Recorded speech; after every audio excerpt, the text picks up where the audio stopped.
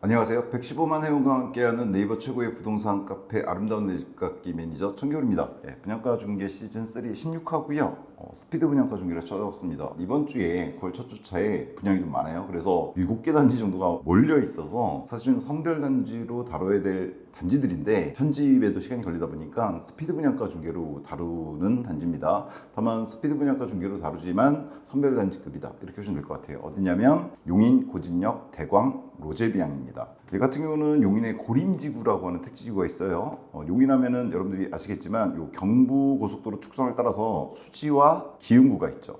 얘네가 핫한데 그 옆에 처인구가 있습니다. 넓어요. 근데 이제 아무래도 수지라든가 기흥 쪽은 꽉 찼죠. 그러다 보니까 이쪽 처인구가 개발되고 있는 데다가 뭐 여러분 아시는 분은 아시겠지만 이쪽에 반도체 클러스터가 2개가 들어가요. 그러다 보니까 이쪽에 주택 수요가 있고 더군다나 용인 지역의 아파트들이 구축들이 이제 좀 많아지는 시기거든요. 그러다 보니까 신축들이 들어갈 수 있는 자리는 없다 보니까 재건축은 멀었고 그러다 보니까 이쪽 처인구 쪽으로 신축들이 들어가는데 에버랜드 다 아시죠? 이쪽으로 용인 에버라인선이라는 게 있어요. 이거 초록색 보이시나요? 요 녹색 요걸 따라가다 보면 용인시청을 지나서 가다 보면 고진역이라고 있습니다. 개발을 찍어 보시면 이렇게 고림 택지지구가 바로 고진역 앞에 만들어집니다. 여기 분양 중 보이시나요? 고진역 대광 로제비앙. 이놈이 이번에 분양합니다. 딱 보시면 아시겠지만 고진역까지 거리는 굳이 제하되나 싶을 정도로 가깝습니다. 150m급이다. 즉 초역세권이다 이렇게 보시면 돼요. 따라서 위치 나쁘지 않죠. 문제는 근데 얘가 가격이 설왕설래가 있어요. 7억대가 넘거든요. 기본 분양가 옵션을 포함하면 좀 이따 보여드리겠지만 좀 비싼 거 아니냐 이런 얘기들이 있으세요. 근데 제 얘에 대한 한 줄 평이 이렇습니다. 일단 시작. 동백꽃 필 무렵이다. 드라마 제목인데 굳이 제가 이걸 한 줄 평으로 따온 이유는 여기 동백꽃 들어가잖아요. 이 얘기 때문이었습니다. 잠시 먼저 보여드리면 좀 이따 자세히 보여드리겠지만 전 이제 분양가 분석하려고 주변 단지 이번에 좀 복잡했어요. 많이 이렇게 조사를 해봤는데 이 중에서 요걸 일단 써놨습니다. 제가 지금 이번에 분양가가 대광 로제비앙이 7억이 좀 넘게 나왔어요. 제일 싼 놈도 옵션 포함하면은 7억이 넘어가거든요. 최고 옵션 풀옵션으로 하면은 최고가는 거의 8억이 근접하게 나왔습니다. 근데 제가 이렇게 써놨습니다. 분양가는 용인, 동백, 두산, 위브더 제니스를 기준으로 평가해 보면 될 듯하다. 용인 동백지구가 있죠. 유명한 지구인데 거기에 두산 위브더 제니스라는 단지가 있거든요. 걔를 기준으로 본다면 이번에 나온 고진역이 들어가는 대광 로제비앙이 분양가가 그렇게 비싸다 평가할 수 있나? 그런 건 아닌 것 같다라는 생각이 든 겁니다. 제가 물론 개인적으로 견해차가 있으실 수도 있어요. 그래서 일단 한 줄 평. 동백꽃 필 무렵이다 이렇게 해놨습니다. 하나씩 보도록 할게요. 일단 기본적인 투자성 갖추어진 단지입니다. 대단지 860세대 물론 1000세대 좀 안 되지만 얘가 기본적으로 좀 전에 보셨지만 택지지구에 들어가는 단지란 말이에요. 그런 걸로 봤을 때 일반적으로 나홀로 들어가는 단지는 다르죠. 따라서 860세대 정도면은 대단지로 취급할 만하다. 택지지구에 들어가니까. 지역 핵심 단지입니다.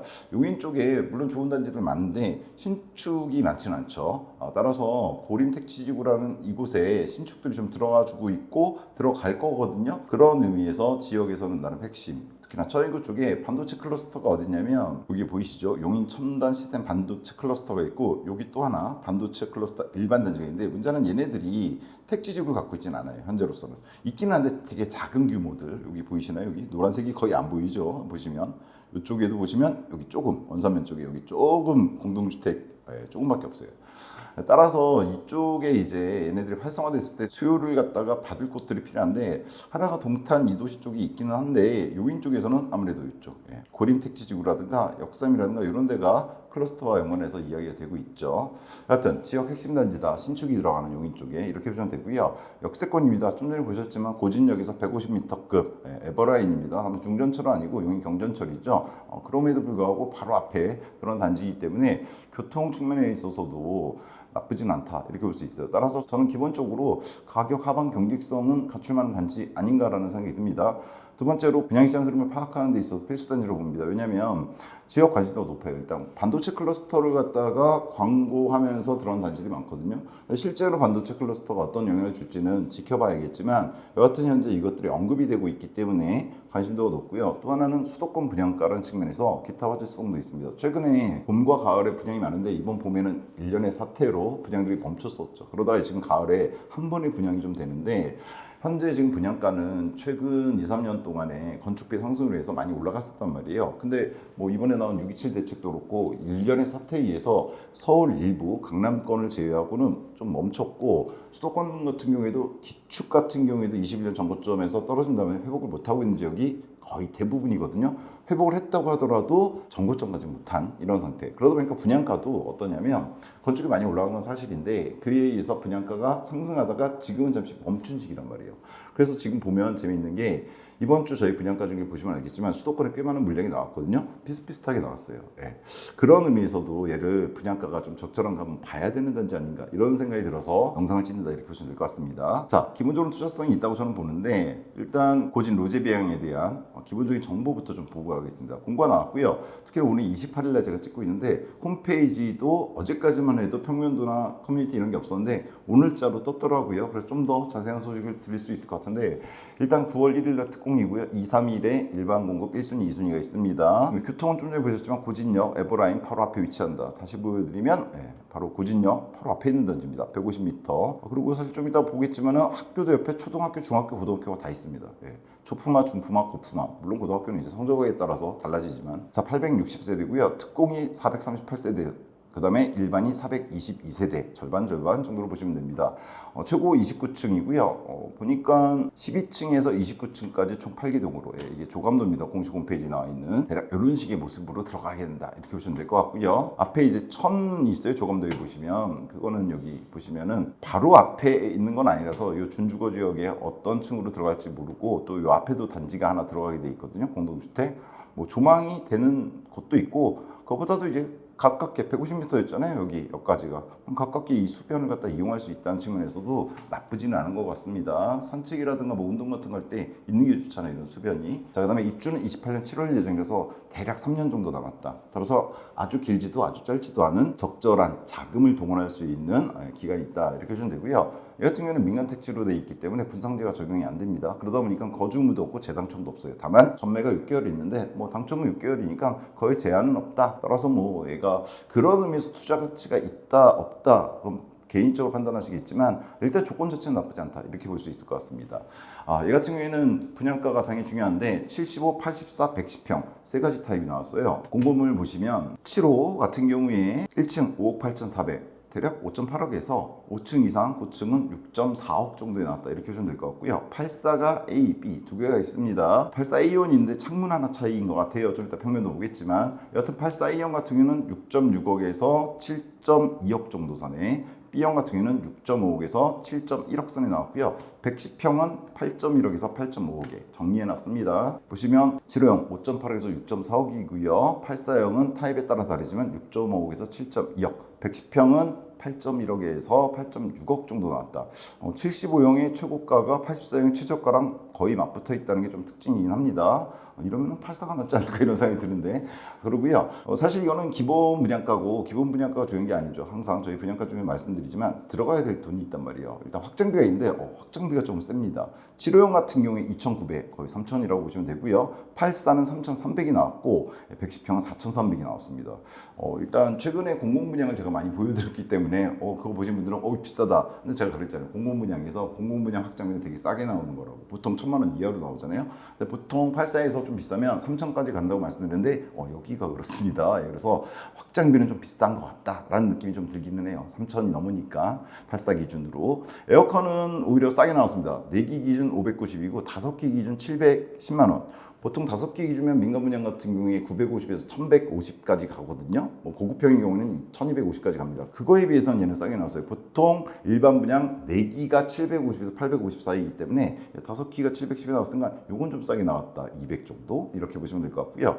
옵션은 대신에 좀 적습니다. 가격이. 확장비를 좀 줄여주고 옵션 쪽에서 좀 한 게 낫지 않았을까 그런데 확장은 거의 다 하는 거기 때문에 그랬나? 여하튼 자, 옵션 같은 경우는 저는 어떻게 합니까? 여기도 옵션 들어가 보시면 다양하게 있어요. 근데 저는 항상 그렇지만 분양가 중개에서 늘 말씀드리지만 가전은 제외하고 나머지 옵션 중에서 가장 비싼 옵션들로 다 때려 박은 겁니다. 그게 2,000 정도입니다. 84 기준입니다. 110은 좀 더 나갈 수 있어요. 제가 뭐 최고급으로 다 때려박는다는 얘기는 여기서 좀 빠질 수도 있다. 여러분 실제로는 안 하시는 것들이 있거든요. 그렇게 되면 조금 줄어들 수 있는데 항상 그렇지만 저는 다 포함해버리죠. 그래서 84 기준 말씀드리겠습니다. 아무래도 84가 주력이니까 확장기 3000에다가 에어컨 700 합하면 이게 일단 4000, 그 다음에 옵션 2000 다 한다고 했을 때 6000이 들어갑니다. 따라서 기본 분양가 6.5억에서 7.2억에다가 저는 그냥 6000을 다 더했습니다. 따라서 실질적인 분양가는 84 기준 7.1억에서 7.8억, 물론 옵션에서 조금 줄일 수 있다 이렇게 보시면 될 것 같습니다. 따라서 얘는 기본적으로 기본 분양가가 6억대가 있긴 하지만 실질적으로는 7억이 넘어가게 나온 단지다. 여기서 이제 문제가 될 수가 있는 거죠. 서인구 쪽에 아무리 신축이라지만 경전철 라인인데 7억? 넘어간다? 그리고 고층 같은 경우는 풀업하면 거의 8억에 근접하는 7.8억이거든요. 비싼 거 아니냐? 이런 얘기들이 많아요. 그거에 대해서 이제 생각을 해봐야 되는데 일단 계약금은 5%, 중도금은 60%다 이렇게 보시면 될 것 같고요. 평면도는 28일 공개한다고 제가 이 대본을 쓴 거는 그저께거든요. 근데 오늘 공개가 됐습니다. 보여드리면 일단 7호 같은 경우에 30평이 조금 안 되죠. 탑상형밖에 없다는 게 좀 특징입니다. A형인데 탑상형입니다.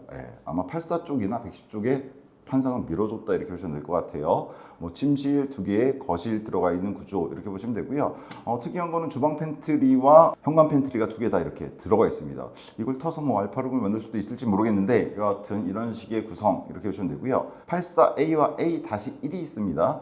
기본형이 있고 건립형이라고 이렇게 해놨는데 이게 확장형하고 기본형의 차이가 아닌 것 같아요. 기본형 자체가 확장이 되어 있습니다. 따라서 큰 차이는 없어 보여요. 기본형하고 건립형하고 큰 차이는 없어 보여요. 있다면 뭐냐면 여기 기본형으로 치면 여기 알파룸 정도로 이용할 수 있는데 이걸 건립형으로 바꾸면 여기 주방 팬트리가 크게 들어가고 주방이 넓어집니다. 싱크대가 요게 일자 주방이 더 커지죠. 여기는 이렇게 디귿자 주방, 역디귿자 주방이었는데 여기 일자로 넓혀진다. 뭐가? 여기 알파룸처럼 보이는 걸 이런 식으로 바꿨을 때 뭐 사실은 그냥 알파룸을 더 선호하실 수도 있을 것 같기도 합니다. 선택하시면 될 것 같고 A-1인데 얘는 뭐냐면 이쪽 벽면에 그냥 A형은 창문이 없어요. 드레스룸에. 근데 여기는 여기 통풍이 되게 창문이 있다는 거 그 차이인 것 같아서 큰 차이는 없는 것 같습니다. B형은 딱 봐도 탑상형인데 포베이 구조고 여기는 침실 2에 벽을 없애서 거실을 엄청 크게 쓸 수 있게도 해주는 것 같습니다. 그 차이가 있는 것 같고 일단 포베이다 이렇게 보시면 될 것 같아요. 마통풍 구조도 되고 84B형은 전형적인 탑상형이죠. 얘도 기본형이 다 확장이 돼 있어요. 그럼 건립형하고 차이가 뭐냐? 차이가 뭔지를 제가 찾아봤는데 없는 것 같습니다. 거의 아무리 저 숨은 그림 찾기도 아니고 그래서 아마 옵션에서 B형은 가격이 많이 안 들어가는 걸로 바뀌지 않을까? 여기 색깔이 차이는 것을 때 뭐 대리석 상판 정도 차이? 뭐 크게 차이는 없는 것 같다는 여러분들은 찾으실 수 있을 것도 같고 110형 같은 경우에는 기본형도 역시나 확장이 되어 있는 포베이 판상형 구조인데 건립형하고 차이는 여기 지금 붙박이장 같은 게 설치된 거 뭐 그 정도 이외에는 큰 차이는 역시나 없는 걸로 보입니다. 여러분이 좀 더 꼼꼼히 따져보시는 게 나을 것 같고요. 제가 뭐 평면 전문은 아니기 때문에. 자, 여튼 평면도는 보통 A형 같은 경우에 7호 빼고 110이나 84가 판상형 잘 나왔다 이렇게 보시면 될 것 같습니다. 자체 편의성 피트니스 역시나 오늘 떴어요. 제가 확인을 요망한다고 대본을 쓸 당시에 써놨는데 오늘 떴기 때문에 볼 수가 있습니다. 커뮤니티 들어보시면 얘가 뭐 천세대가 없는 대규모 단지 아니잖아요. 그러다 보니까 아주 많은 게 들어갔지는 않았지만 알차게 860세대 규모에서 들어갈 만한 건 다 들어간 거 아닌가라는 생각이 듭니다. 일단 피트니스 센터가 꽤 크게 여기 트랙 있죠. 운동할 수 있는 이것도 들어가고 GX룸 당연히 따로 들어가지고 샤워실 들어가지고 골프 연습장과 스크린 골프 연습장이 따로 또 들어가 줍니다. 테라스가 있어요. 카페가 주민 카페가 있는데 밖에 테라스 공간도 만들어뒀다 이렇게 보시면 될 것 같고요. 그다음에 작은 도서관, 스터디룸, 동아리, 그다음에 독서실도 남녀 구분해서 다목적 회의실도 들어간다. 그리고 얘는 지하가 아니라 각각 1층과 2층에 위치합니다. 나쁘지 않죠. 채광이라든가 이런 측면에서 운동할 때 이제 뭐 큰 상관없다고 하시는 분들도 있는데 여기 보시는 것처럼 앞이 튀어 있어요. 1층이니까 나쁘지 않다라는 생각이 듭니다. 따라서 860세대급에 들어가는 커뮤니티로서는 나쁘지 않게 들어가 주는 것이 아닌가라는 생각이 듭니다. 뭐 수영장이나 사우나가 들어갔다면 분양가 확 돼버리죠. 주차는 1.43대 1로 파악이 되는데요. 이거 나쁘지 않은 것 같아요. 아무래도 용인 쪽에 들어가 있는 아파트들이 구축들이 좀 많잖아요. 이제 20년 돼 가거든요. 그러다 보니까 주차 대수 요거는 나쁘지 않게 나와준 것 같다 이런 생각이 듭니다. 특히나 얘는 7호형도 들어가는데 1.43대니까 물론 조금 더 높아서 1.5대가 넘어갔으면 더 좋지 않을까 하지만 뭐 1.5대 거의 근접했기 때문에 나쁘진 않다 이런 생각이 듭니다. 교육은요 좀 전에 봤었지만 바로 옆에 고진초, 고진중, 그 다음에 고림 고등학교도 있습니다. 그러니까 초등학교는 바로 단지 옆에 붙어 있어요. 여기 보시면 고진초등학교. 그다음에 고진중학교도 바로 그 옆에 있고 고등학교도 있습니다. 따라서 교육적 여건은 상당히 좋다. 이렇게 볼 수가 있겠죠. 물론 교육은 학원이 중요한데 용인에서 학원 가는 셔틀들은 다 운행되는 걸로 알고 있기 때문에 나쁘지 않다 이렇게 봅니다. 교육적 측면은. 그리고 교육과 더불어서 편의성 측면에서도 용인이잖아요. 용인시청도 오히려 처인구에서 가깝죠. 시청이 여기 있기 때문에 나쁘지 않다. 전반적으로 나쁘지 않은 위치에 들어간 단지인 것 같다라는 생각이 듭니다. 문제는 이제 분양가인데, 자, 분양가가 착하냐 적절하냐, 사실 얘에 대해서 좀 전에 보셨지만 풀옵션 최고치를 했을 때 7.8억까지 가거든요. 거의 8억에 근접하기 때문에 비싼 거 아니냐 하시는 분들이 있어요. 저도 사실 처음에는 에버라인 쪽에 분양된 것들을 갖다 제가 좀 알거든요. 시즌 1, 2 보시면 알 겁니다. 제가 이쪽에 분양된 단지들을 갖다가 언급했던 적이 있어요. 그래서 좀 떨어진 것도 있었는데 그 단지들의 어떤 분양가하고 비교했을 때 저도 처음에 계산해 봤을 때 7.8억이 나온다고 최고 프롭이 좀 비싼 거 아닐까 생각하고, 근데 이제 느낌으로 하면 안 되기 때문에 찾아봤거든요. 여러 단지들을, 용인을. 근데 결과는 수긍이 좀 같습니다. 여러분 어떻게 생각하실지 모르지만 볼게요. 일단 가장 가까운 거는 같은 고진역 앞에는 고림 택지지구에 들어가는 힐스테이트 2단지가 있습니다. 얘는 24년에 이미 들어갔어요. 어디 있는 거냐면 바로 뒤에 있죠. 바로 뒤에. 고진역에서는 좀 더 멉니다. 여기가 고진역이니까 로제비앙이 여기 그 뒤쪽에 있습니다. 힐스테이트 용인. 근데 얘네들 보시면 24년에 들어갔으니까 실거래는 없죠. 이 단지 들어가 보시면 대신에 요거는 확인이 돼요. 뭐가 확인되냐면 거의 1500세대급 1358세대짜리 대규모 단지에 11개 등짜리 주차 대수는 좀 안 좋네요. 1.3대 1인데 여하튼 실거래가는 지금 안 뜨죠. 59하고 84가 최대인데 안 떠요. 대신에 호가로 얘 같은 경우에 84는 없는데 대신에 59 있죠. 59의 호가는 확인해 볼 수 있었습니다. 59 호가가 대략 5억 3천 정도에서 5억 5천 정도에 나오고 있어요. 물론 정확하진 않습니다. 호가이기 때문에. 그래서 제가 여기다가 호가라고 정리해뒀어요. 그러니까 뭐냐면 얘를 갖고는 정확히 따져보기 힘들어요. 전세가는 대략 3.5억에서 3.9억에 나와 있고요. 84에 대해서. 그래서 어딜 찾아봤냐면 옆에 있는 또 다른 단지들이 있습니다. 근데 이게 재밌는 게 같은 고림 택지지구 안에 양우내안에가 들어가 있는데 얘가 한 단지가 들어간 게 아니라 세 개가 들어가 있어요. 여기 보시면 여기 맨 밑에 1차 고진역 앞쪽입니다. 그다음에 2차가 위쪽에 들어가 있고 3차가 고진역 바로 앞에 들어가 있어요. 순서대로 들어가 있는데 얘네들은 연도가 어떻게 되냐면 여기 제가 써놨습니다. 18년도, 19년도, 최근 23년도에 들어갔어요. 근데 들어가서 마찬가지로 최근 시대 중심으로 검색해 봤거든요. 아무래도 3차가 가장 최근에 들어갔죠. 23년에 들어갔으니까. 얘를 갖다가 한번 84를 봤는데 113년들이 84죠. 최근에 5월에 6억 2천짜리가 하나 있고 7월에도 6억 2천짜리가 있어요. 4월에 6억이 있고. 그래서 좀 정리를 해봤는데 1차, 2차도 정리를 했습니다. 18년도에 들어간 1차 같은 경우에는 5억에서 5.5억 선입니다. 최근 실거래가예요. 83입니다. 그 다음에 19년도 거의 근접해서 들어갔죠. 2차 같은 경우에도 비슷해요. 5.1억에서 5.5억입니다. 근데 23년 들어간 3차 같은 경우에는 6억에서 6.2억 정도 나가고 있어요. 그럼 얘하고 지금 로제비앙이 5년 차가 날 거거든요. 28년도에 들어가니까 로제비앙이. 그럼 대략 1억에서 1.5억 정도 차이가 납니다. 즉 양우내안의 3차와 이번 분양가 로제비앙 풀업을 했을 때 대략 1억에서 1.5억이 차이가 나요. 그럼 비싼 거 아닌가? 그 생각이 들 수도 있어요. 그래서 좀 더 찾아봤죠. 왜냐면 단지 하나밖에 없어서. 그 다음에 제가 찾아본 게 명지 동문로얄 우미린 센트럴입니다. 왜냐하면 요 고진역에서 용인 기흥 쪽으로 가다 보면 에버라인 따라서 두정거장, 세정거장 가면은 명지대역이 있습니다. 그래서 붙은 이름이 명지 동원 로얄이거든요. 그리고 우미린 센트럴. 얘네들은 뭐냐면 동원 로얄이 2018년도, 우미린이 2017년도에 들어왔어요. 즉 로제비앙이 들어왔을 때 10년 차이가 날 단지들이거든요. 근데 얘네들은 여기 있습니다. 그러니까 명지역에서는 가까워요. 멀지는 않습니다. 이렇게 동원 로얄 듀크가 약 300m, 그 다음에 우미린 센트럴은 500m급 정도 충분히 도보 가능한 거죠. 얘네들이 시세가 있어요. 들어가 보시면 115 이렇게 보시면 21년 전고점에선 떨어진 상태입니다. 그럼에도 불구하고 지금 얼마냐 보시면은 3월부터 해서 5억 8천에서 6억 2천 선에 나가고 있습니다. 그렇죠? 뭐가? 로얄 듀크가. 우미리는 상당히 큰 단지죠. 1200세대짜리 단지인데 얘도 들어가 보시면 115 얘네들이 이제 역시나 84형인데 정고점 7억에서 떨어져서 거래되고 있는데 5억 9천, 6억 2천 8백 거의 6억 3천 선까지 가죠. 다른 형들도 보시면 6억 3,300에 8월 달에 이번 달에 거래가 된 것도 있습니다. 여기도 보시면 3월 달에 6억이 있고요. 6억 3천에 6월 달에 거래도 있습니다. 그러니까 여기 쪽 명지역 쪽을 보시면 세정거장 기흥 쪽으로 더 가까운 건데 여기 들어가 있는 10년차 된 아파트들이었죠. 구축이 있죠. 10년차 됐다는 건. 10년차 된 아파트들인데 비슷해요. 두 단지가 동은로얄이나 우미린이나 비슷하게 들어갔잖아요. 17년, 18년이니까. 즉 5억 8천에서 6억 3천 정도고 얘네 전고점은 7.3억 정도까지 나왔었습니다. 그러니까 이번 전고점이 10년차 된 전고점이 이번 로제비앙의 어떤 분양가의 중간 가격 정도 이렇게 된다 보시면 될 것 같고요. 여기서 한번 더 나가봤습니다. 아까 한 줄평에서 제가 어디? 동백을 갖다 봤죠. 동백지구는 이 명지에서 좀 더 기흥 쪽으로 가서 동백역이 있습니다. 동백역 여기 보이시죠? 이 동백 쪽에 동백지구 들어보신 분도 있을 거예요. 아파트 상당히 많이 들어갔죠. 여기 보시면 그렇죠? 여기 들어가 있는 아파트들이 상당히 많은데 하나씩 들어가서 제가 좀 구분을 해봤습니다. 어떻게 구분했냐면 이쪽 들어간 연차들이 다른데 제일 많은 거는 6년, 7년, 8년 정도까지 들어간 지금으로 치면 한 20년 된 용인 전반적으로 이때 많이 들어갔어요. 이때 들어간 흔히 버블7 얘기 나왔던 시절이 이때인데 이때 들어간 20년차 아파트들이 있고 그 다음에 중간에 2013년도쯤에 들어간 아파트들이 있어요. 보시면은 그 다음에 2021년 최근에 들어간 아파트도 있습니다. 보시면 여기 용인 동백 두산 위브더제니스 얘는 21년도에 들어갔어요. 가장 최근에 들어간 거다 이렇게 보시면 되겠죠. 그리고 롯데캐슬 옆에 있는데 얘는 2013년 즉 중간급에 들어간 아파트. 롯데캐슬 에코도 2013년도 그죠?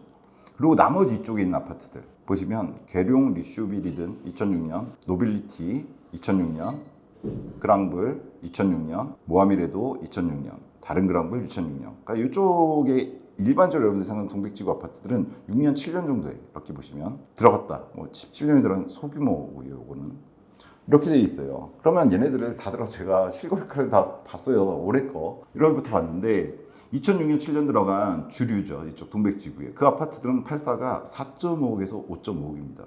그리고 13년도 지금 대략 10년이 조금 넘어갔고 15년 차 나겠죠. 로제비앙 들었을 때 걔네들이 지금 현재 5.6에서 6.2억입니다. 그리고 최근에 들어간 제가 여기 이렇게 썼는데 용인 동백 두산 위브더제니스 얘가 얼마냐면 지금 6.7억이 7억이에요. 여기 있는 놈 두산 위브더제니스입니다. 얘 들어가 보시면 실거래가 111형 보시면 여기 있죠. 7억 500, 6억 5,300 이런 식으로 6억 9,500 거의 7억 선들이 좀 있어요. 6억 8천, 6억 7,500 이런 식으로. 그래서 올해 걸 보니까 얘가 지금 6.7에 7억 정도. 그죠? 전고점들은 여기 써놨습니다. 6년, 7년 들어간 단지들은 7억까지 갔었고요. 13년도 아파트는 7억 4천까지. 그 다음에 좀 전에 봤던 두산 위브더제니스는 8억까지 갔었습니다. 21년도 전고점이라고 보시면 되겠죠. 자, 이 얘기는 뭐냐면요. 제가 여기 써놨습니다. 분양가가 이번에 대강 로제비앙이 어딜 참고했을까 봤는데 제가 보니까 용인 동백 두산 위브더제니스를 기준으로 평가한 것 같아요. 그러니까 동백역에서 어정이나 동백역이 있잖아요. 동백 구축들은 어정을 이용하시는 분도 있고 동백을 이용하시는 분도 있을 것 같은데 위브더제니스는 아무래도 어정이 가깝죠. 근데 여기가 어정역까지 거리를 보면요 가깝지는 않아요. 이렇게 갈 때는 그냥 큰 도로 중심 봤을 때는 거의 1km가 된다. 뭐 사이길이 있다면 좀 더 빠르게 갈 수 있을지 모르지만 대략 1km 정도 거리예요. 근데 지금 이번에 들어간 대강 로제는 28년도 들어가는 데다가 저기 두산 위브더제니스하고도 한 7, 8년 차이가 나는 데다가 역간 거리는 훨씬 더 가깝단 말이에요. 같은 에버라인 라인이고 물론 역은 몇 개 더 가야 됩니다. 기흥 쪽으로 더 가서 있는 게 동백이에요. 위치 자체는 동백이 더 좋습니다. 기본적으로는. 근데 구축들이잖아요. 이쪽에 있는 게. 그 다음 최근에 들어온 위브더제니스가 요 가격이란 말이에요. 전고점 8억까지 갔었고 지금 현재도 7억까지 치고 있단 말이에요. 근데 28년에 들어가는 로제비앙이 바로 고진역 앞에 들어가고 택지구로 들어간 데에도 근데 프로했을 때 7.8억이다. 이게 비싼 거냐. 그러니까 이걸 평가를 어떻게 하시냐에 따라 다른 것 같아요. 저는 이렇게 보거든요. 지금 여기 정리해놨지만 위브더제니스 21년, 로제비앙 28년. 현재 가격 위브더제니스가 7억까지 가고 있고 로제비앙은 분양가가 이렇게 나왔는데 위브더제니스의 전고점이 이거였단 말이에요. 이래요. 용인은 지구와 연차별 서열화가 뚜렷한 동네라고 보시면 됩니다. 워낙에 아파트가 많아서 그래요. 그러니까 수지라든가 기흥, 처인으로 가면서 그 입지에 따라서 같은 신축이라도 가격차가 나게 되고 같은 구축끼리도 가격차가 납니다. 그 위치에 따라서. 그 다음에 연차에 따라서 저희가 연차별로 써 있잖아요. 요거 딱 보이시잖아요. 여기. 양운의 안에가 연차별로 딱 요 가격에 나와 있고 동백의 구축에서부터 최근 신축까지의 가격이 딱 맞닿아 있어요. 2006년 7년 들어간 거에 최고 가격이 2013년도 들어간 놈의 최저 가격이고 13년도 들어간 놈의 최고 가격이 21년 들어간 놈의 최저 가격에 근접해 있다. 이렇게 보면 돼요. 꼬리에 꼬리를 물고 있죠. 그러면은 이거죠. 용인, 동백, 두산, 유비더 제니스 어정역까지 1km 정도 되는데 21년 들어갔고, 얘가 지금 현재 7억에 거래되는데 고진역에 들어가는 대강 로제 비양 150m급이고 최대 7.8억이 나오는데, 이 두 개 비교했을 때 과연 로제 비양이 비싸다고 말할 수 있는가? 저는 싸다고는 말할 수 없지만 이번에 로제 비양이 그렇다고 터무니없이 비싸게 나온 건 아니라는 생각이 듭니다. 왜냐면 이게 있잖아요. 지금 동백 유비더 제니스를 보여드렸는데 여기 있는 나머지 동백이든 아니면 더 다른 곳도 마찬가지입니다. 이쪽 처인구 쪽도 마찬가지인데 네버라인 따라서 여기 아파트 많거든요. 구축들이 많아요. 최소 20년 된 아파트들. 근데 거기 들어가는 신축이잖아요. 그것도 역 앞에 뭐가 로제 비양이. 물론 용인 에버라인에서도 상당히 안쪽에 위치하는 거긴 합니다. 근데 그 안쪽으로도 사실 아파트 더 많습니다. 예, 구축들. 따라서 이 대강 로제 비양이 이 가격에 나온 게 단순히 아무 생각 없이 낸 거는 아닌 것 같다. 시행사와 시공사를 저희가 이길 수가 없죠. 예. 그래서 저는 이게 적절한 가격이 나왔다라고 생각을 합니다. 어디를 기준으로 볼 것인가에 따라서 다른데, 저는 딱 용인, 동백, 위브더 제니스 현재 가격 형성대를 봤을 때 이번에는 로제 비양이 비싸게 나온 건 아니다. 싼 건 아니지만 이런 생각이 들어요. 그리고 클러스터 효과를 좀 고려해 봤는데, 클러스터가 들어갔을 때 아까 보여드렸지만 물론 반도체가 지금 상황이 막 좋기만 하다 이렇게 볼 수는 없는데, 평택 보면 그렇잖아요. 물론 평택 물량이 워낙에 많기도 하고. 근데 얘네들이 클러스터가 실질적으로 제대로 개발이 된다면 실제로 들어갈 수 있는 택지지구는 없긴 해요, 주변에. 예. 딱 보셔도 여기 산이거든요. 여기 산을 밀고 할 수는 없고. 그나마 생활이 좀 되고 하려면은 동탄 쪽이나 용인 쪽까지 와야 되는데, 이 클러스터에서 가장 가까운 데들이 동탄 이지구 쪽하고 여기에요. 네, 맞습니다. 고림이라든가 택지지구로 치면, 아니면은 여기 역삼이라든가 이런 데들이요. 신축 기준으로 봤을 때. 예. 근데 다만 이 클러스터는 언제 이게 효과를 줄지는 아직 멀었다고 볼 수도 있어서, 예, 투자의 1순위 요소는 아니다. 이렇게 봐야 될 것 같습니다. 투자평은 그래서 이렇습니다. 저는 용인, 동백, 두산, 유비더 제니스를 갖다 기준으로 한다면 이번 로제 비양 분양가는 싸지도 비싸지도 않은 적절한 분양가에 나온 거다라는 생각이 듭니다. 그리고 이건 여러 영상에서 최근에 말씀드렸지만 전반적인 부동산 시장은 안정기가 맞습니다. 물론 송파라든가 강남 쪽 급격하게 상승하고 있고, 수도권 A급지들은 좀 상승해서 2021년 전고점을 뚫은 데들도 있지만 대부분은 아직은 안정돼 있고, 더군다나 6.27 대책 이후로 그래도 소강 상태 보이고 있고, 더군다나 분양가가 좀 멈춘 상태예요. 쭉 치고 올라가다가 이 정도 선에서 멈춰야 되지 않냐 해서 멈춘 상태거든요. 그러니까 5억대 분양 없고 6억대 넘어서서 7억대들이 나오는데, 그나마 수도권에서, 서울은 뭐 더 비싸고요. 여기서는 멈춘 상태입니다. 7억대 분양이 사실 시즌1, 저희가 지금 시즌3잖아요. 재작년부터 있었어요. 근데 재작년에는 정말 비싸다 이런 느낌이었는데 지금 그 정도까지는 아닌 것 같아요. 그런데 문제는 뭐냐, 부동산 시장은 상대적으로 안정인데 유동성은 지금 너무 확장되는 시기다. 이번에 뭐 오늘 금리가 한국은행에서는 동결을 시켰지만 경제 성장률 이런 거 봤을 때, 그리고 미국이 일단 파월 아저씨가 이제 금리 내릴 때가 됐다 얘기를 했잖아요. 그러면 이제 우리나라 금리도 내려갈 거고. 근데 이 금리가 안 내린 상태에서도 사실 여러분이 유동성 곡선 보시면 M2 유동성이 대표적이죠. 보시면 최근에 급격하게 증가하고 있다는 거 확인하실 수 있을 겁니다. 근데 이제 금리도 인하되는 이런 시기 온단 말이에요. 경기는 불안정한데 유동성 확대는 이런 상황이 온단 말이에요. 그럼 부동산 어떻게 되겠습니까? 자산 가격은 올라갈 가능성이 높죠. 근데 다행히 아직은 부동산 자체는 안정기에 머물고 있다. 소강 상태다. 이렇게 보시면 돼요. 만약 지금이 유동성이 자산에 반영되기 시작한 시기라면 어때요? 분양가 계속 올라가고 경쟁도 세질 겁니다. 그렇진 않잖아요. 따라서 지금이 상대적으로 유동성은 앞으로 확장될 게 뻔해 보이는데, 부동산은 그나마 잠시 멈춘 이 시기가 주택을 매수했을 때 혹은 청약을 통해서 분양을 받았을 때 물가 해지를 놓치지는 않을 시기지 않을까, 이런 생각이 듭니다. 이런 측면에서도 이번 로제 비양의 분양은 나쁘진 않은 것 같다. 왜냐하면 주변에 비해서 비싸게 나온 건 아닌 것 같기 때문에.